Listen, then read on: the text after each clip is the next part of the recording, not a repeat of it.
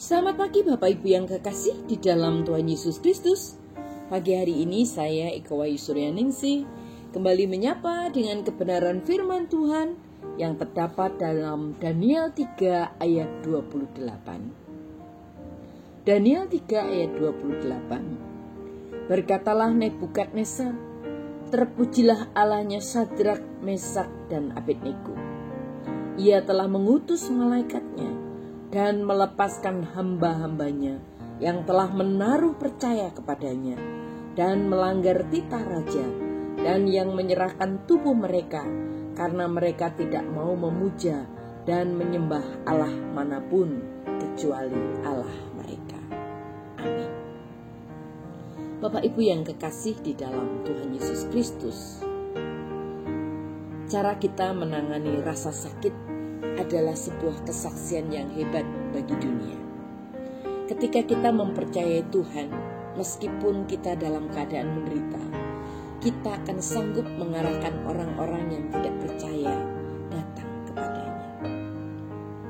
Ingatkah kita kisah tentang teman-teman Daniel yang dilemparkan ke dalam api?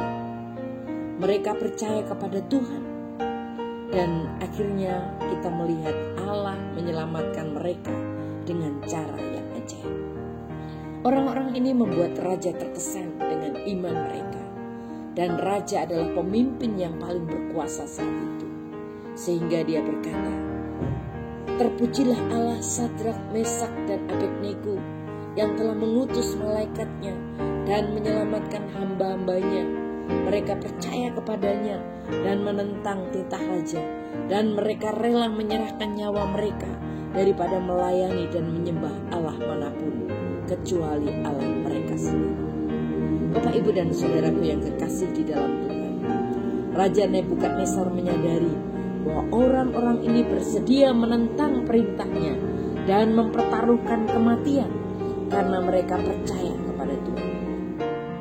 Ketika kita tahu apa yang membuat kita rela mati, saat itulah kita benar-benar hidup.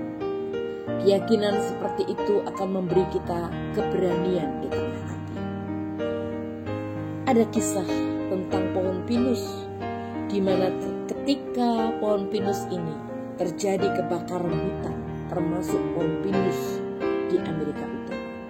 Benih-benih tersebut berada di dalam kerucut dengan sangat rapat sehingga tidak akan keluar kecuali jika panas yang kuat datang.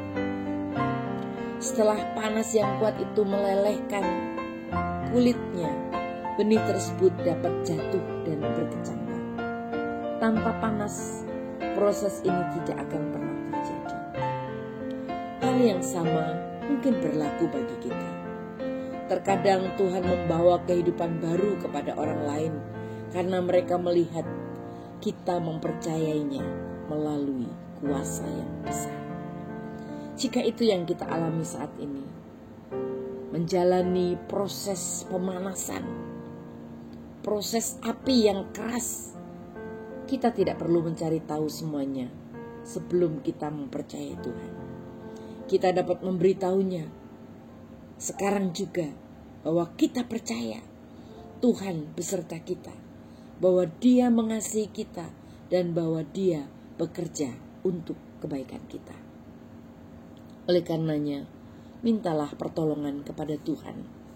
Namun, jangan menunggu jawabannya untuk mulai percaya bahwa Dia akan membawa kita melewati panas api yang sedang menghadang hidup kita.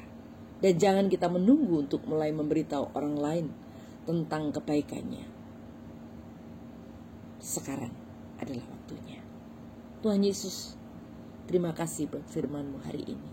Engkau menolong kami, mengingatkan kami untuk terus hidup mempercayai Tuhan beserta dengan kami, dan untuk terus bersaksi kepada banyak orang.